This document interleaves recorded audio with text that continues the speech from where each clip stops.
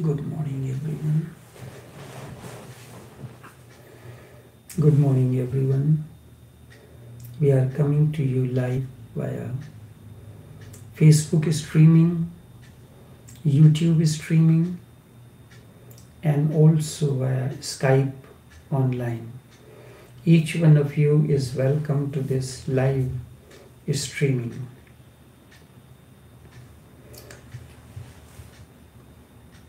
To live without purpose is the way of the religion. The world teaches us that life has a purpose.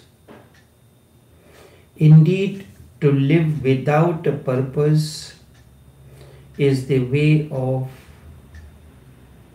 being religious. Generally, we are confused about master-disciple relationship. They do not know if they are ready for a spiritual path or not. There is no purpose in life. All search for purpose is bound to fail. To live without purpose is the way of being religious, because religion is not a purpose. Politics has a purpose.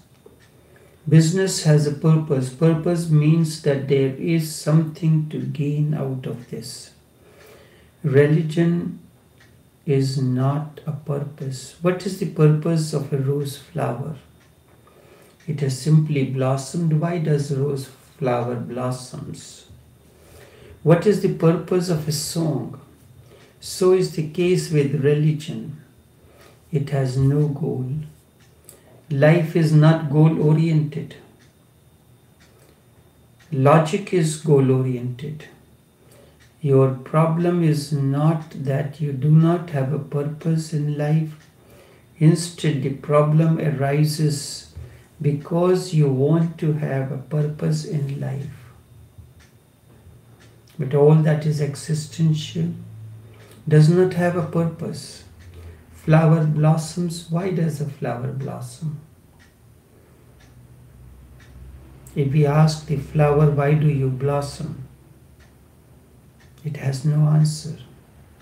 You cannot allow this non-purposiveness of life, that there is no purpose in life. Instead, you want to enforce some kind of purpose on it. You cannot allow the directionless flow of energies. You cannot allow that your energies are moving without a direction because you are coward.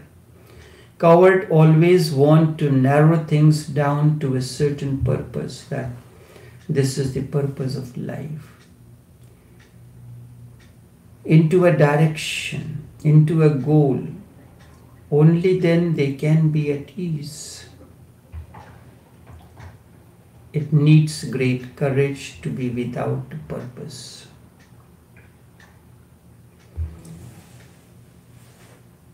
In Bhagavad Gita, the 3rd chapter, the path of actions, in one of the verses, Krishna tells Arjun, Name partha asti trishu lokeshu kinchana.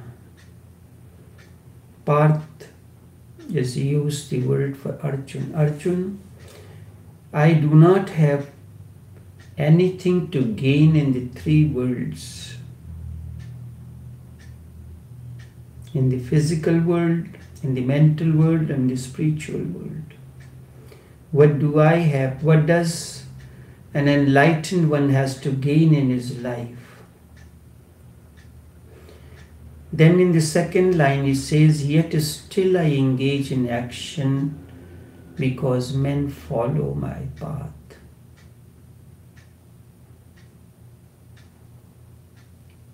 So when he says, I do not have to gain anything, that means he has no purpose to live for.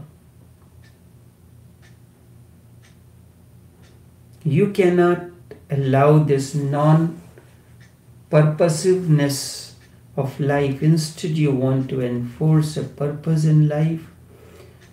You do not want your energies move without a direction in life because cowardness. Cowards do not want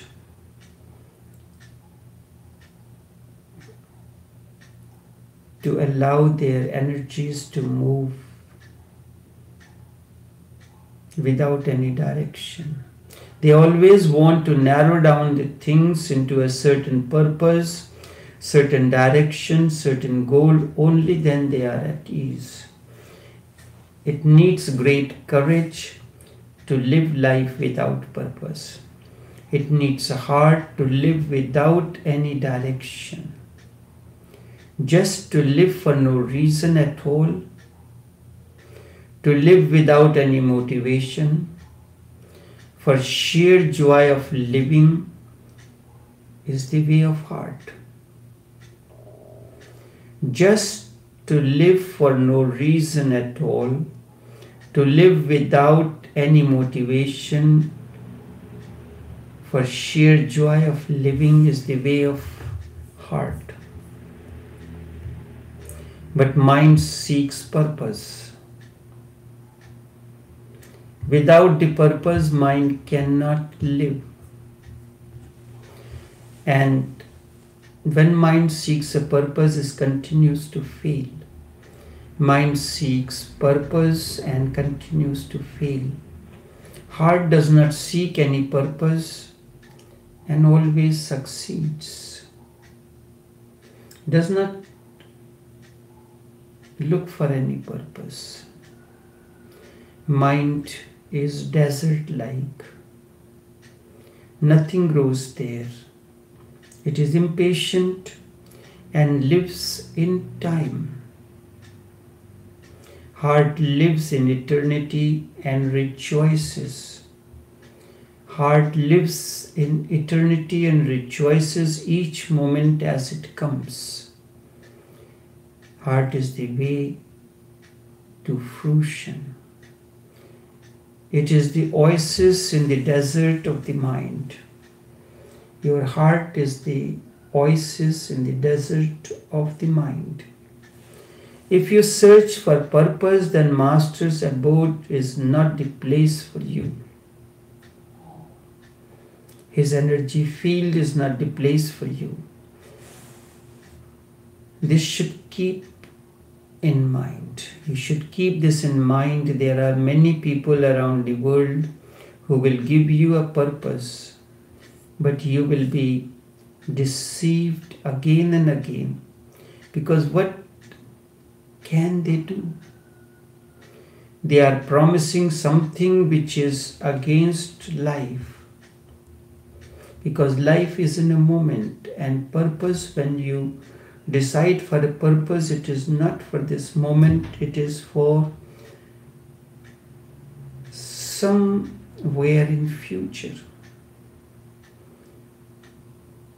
They are promising something which is against life. Not that they are deceiving.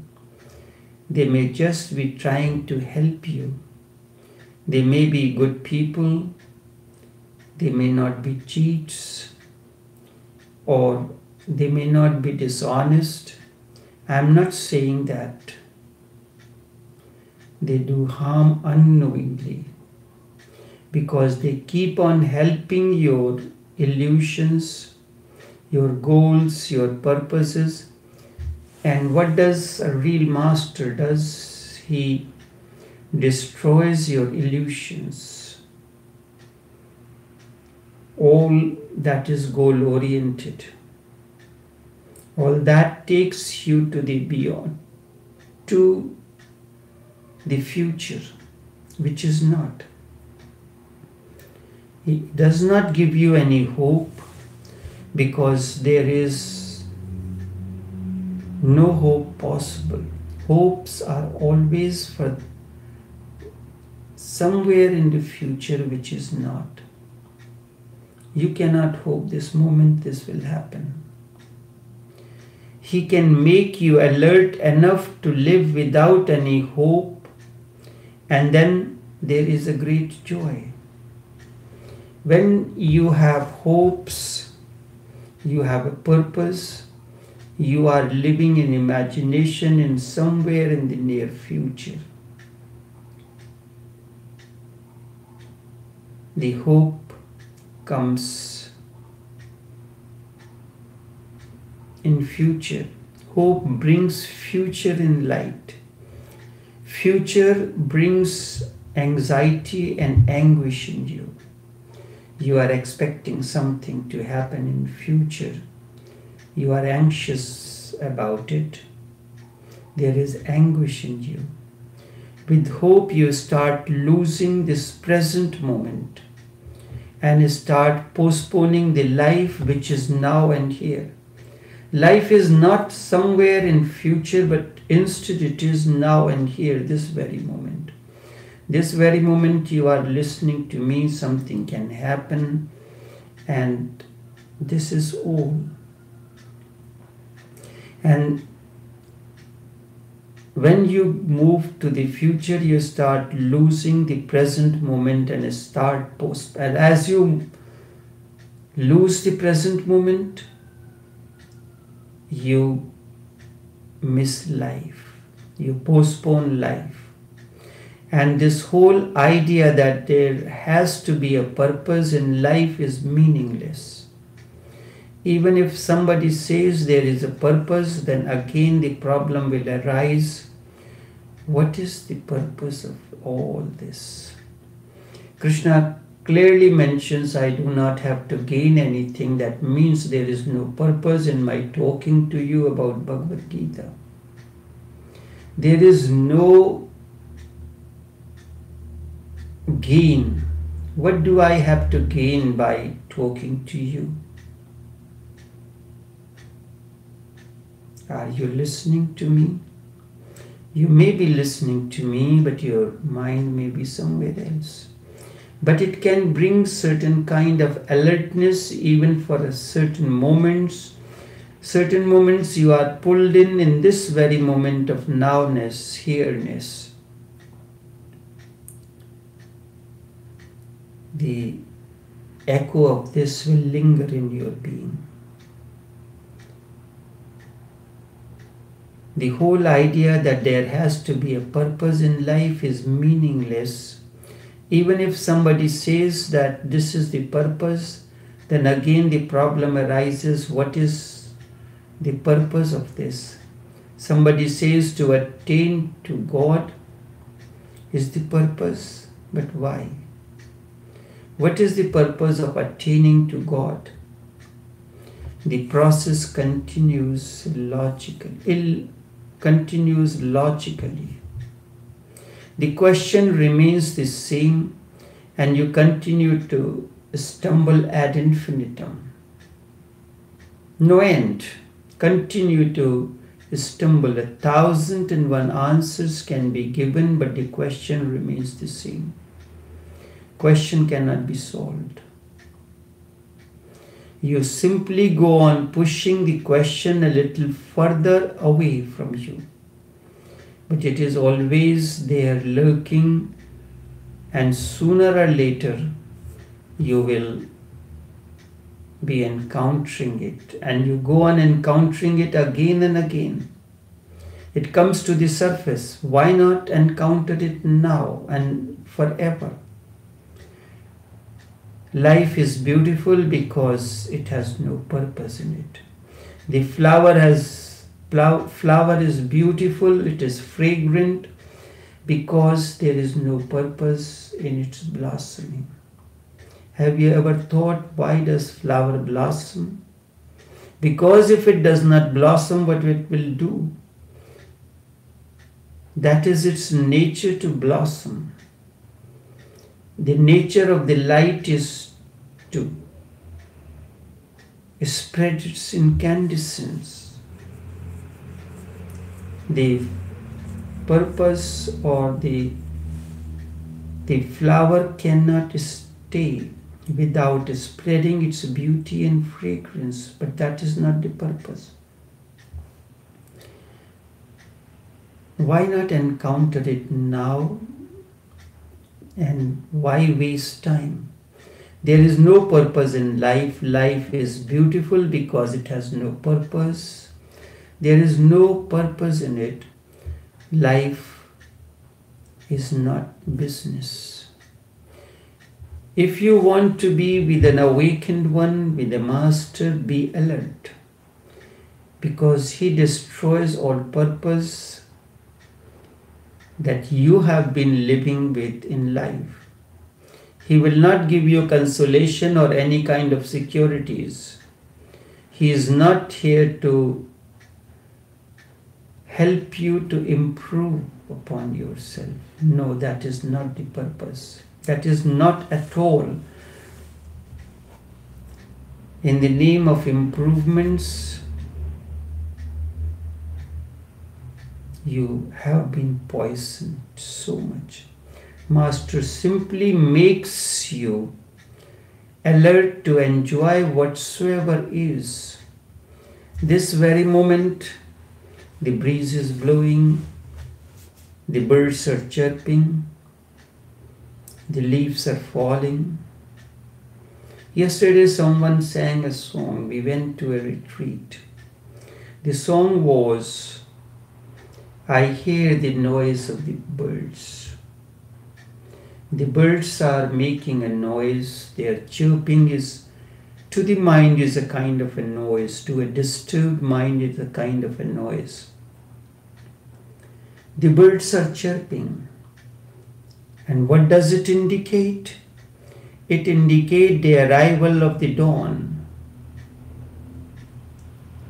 The birds are chirping to announce the arrival of the dawn of awakening, that you have up to awake from deep slumber. And in that, what happens?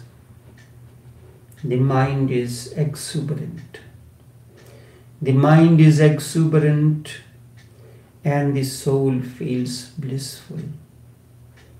The song's words were in Hindi.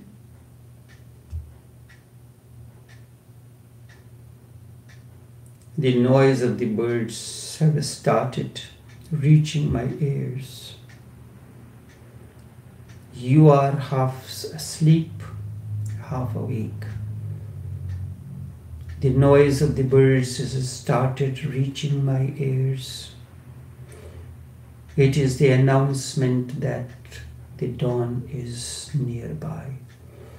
Dawn has come. It's time to wake up from deep slumber. And when you wake up from the slumber, the mind feels exuberant, joyous, and the being, the ruh, the soul, slowly and slowly becomes blissful. Master makes you alert to enjoy whatsoever you are. There is no condemnation, no evaluation, and no judgment whatsoever. The breeze is blowing, you enjoy the breeze. Leaves are falling, the raindrops are trickling down from the clouds. In between, the sun is shining. Whatsoever is, you are enjoying it in that very moment.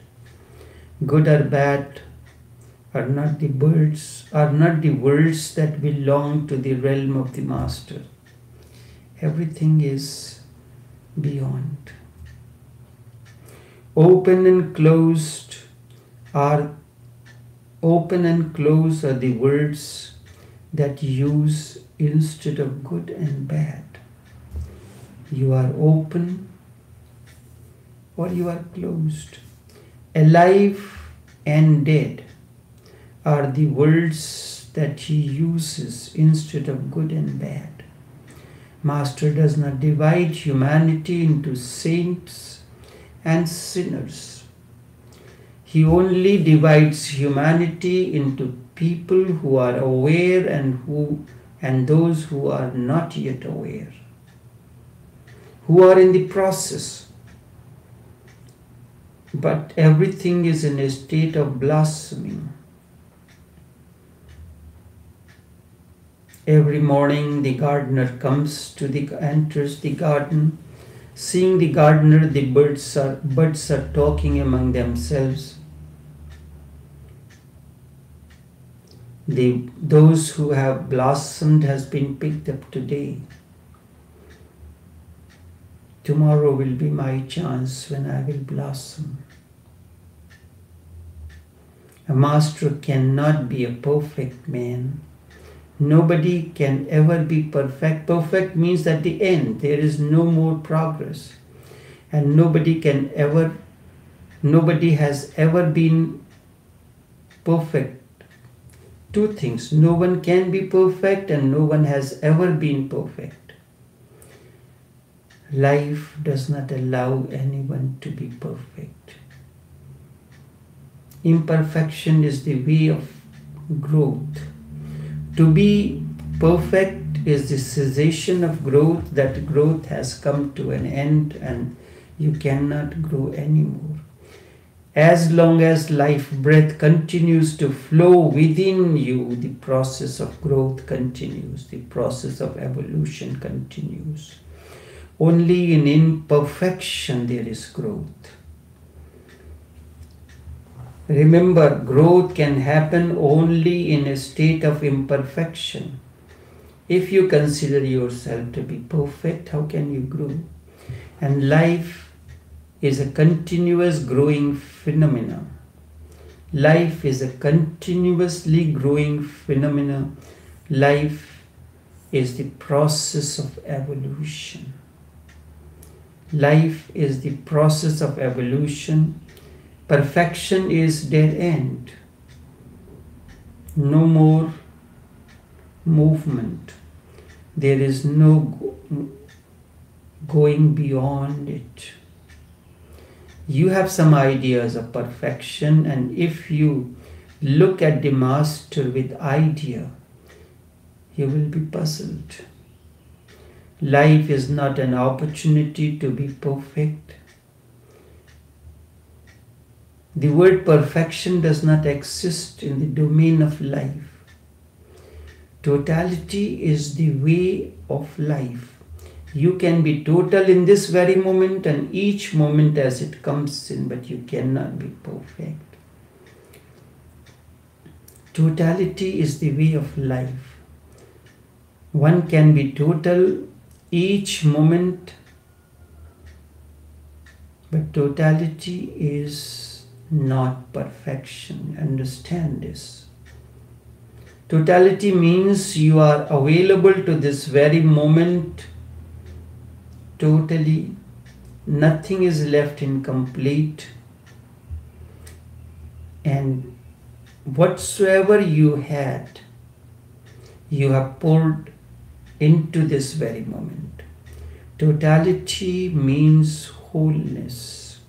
And wholeness is holiness. If you are whole, you are holy. If you love someone, love totally.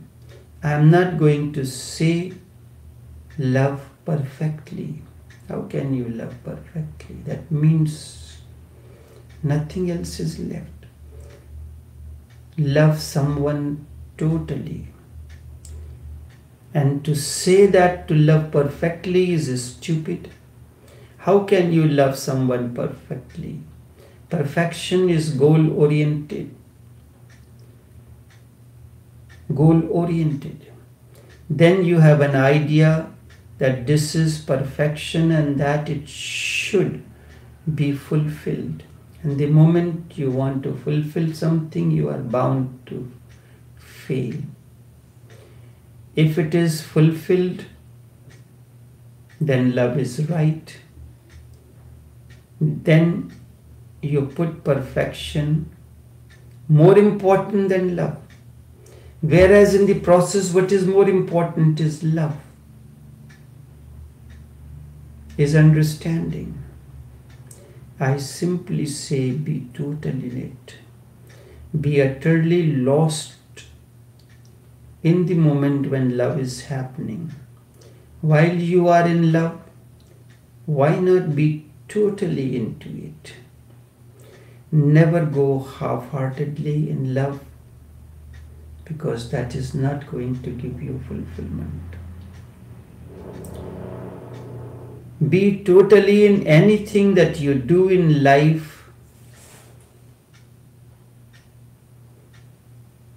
Life will be meaningful. The meaning comes in life when you are totally into it. Be total in anything that you do, life will be meaningful. If you are angry, then be angry totally. Do things totally. I am not saying anger is wrong. It is an energy. Totally. But let there be compassion at the background of it. There is a famous anecdote about Mullah Nasruddin. It is a Sufi device. When he was old, he was made the justice of peace. The first day he was in the court, a man was brought to him. He was crying and said, I have been robbed. I have been robbed. All my clothes have been taken. My money has been taken too. And this has happened just on the boundary of this town. So the thieves must belong to your town. You have to look, sir. You have to find those thieves. The man was only wearing a pair of underpants. Mullah said, you are wearing these underpants. He said, yes, they have left only this. He said, then they cannot belong to this town. Why? The thief asked. The man asked. Because here things are done totally. Go somewhere else and find the answer. This is a Sufi device. In the realm of the master, everything is done totally.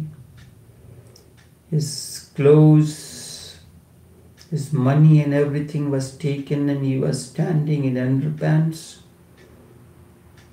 Then it is not, the thief does not belong to this town. In this town, everything is done totally. So that is the realm of the master where everything is done totally. So whatsoever you are doing, whether you are talking to someone or cooking or listening to something, to a song, to any concert or anything, be totally into it. But when we are in a concert, your eyes are focused on whether the person whom you have invited, has he come or not, whether he has been given a proper seating arrangement or not, whether he has been recognized and given the due respect. So your eyes are focused on the entrance. As soon as the man enters, you rush to him, escort him to the front, give him the designated seat, and in that are you totally into that, what is being sung, and you are happy that you have been to a nice concert. And if afterwards I ask, how was the concert? Oh wow, it was wonderful.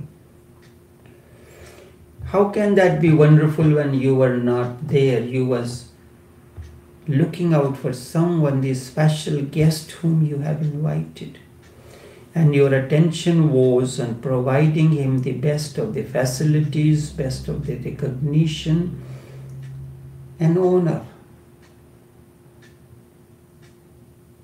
Be totally in whatsoever you are doing at that moment. I am not concerned about anything. And then when the person is seated, you come to him and, can I offer you something to drink, water or tea or anything else that is there?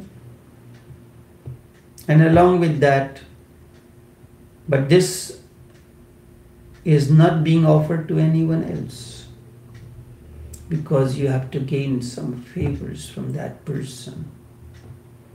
That is a chief guest. He has been invited. How can you be totally into listening to the songs, listening to whatsoever happening?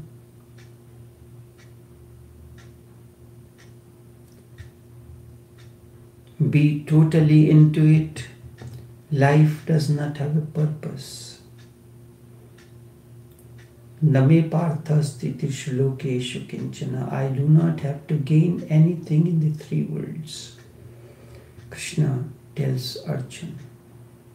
Yet still I engage in action because men follow my path. If I do not do this, what else will I? A flower does not blossom because blossoming is the nature of the flower. I am living in my nature. I am living in my nature. To share the incandescence is the nature of the candle, of the lamp. To share its beauty and the fragrance is the nature of the flower. The flower is living in its nature. The purpose, the if at all I have to use that word, is that you have to allow your innerness to shine forth each moment. Only this much for this morning. Until we meet again, take care and do have a pleasant day.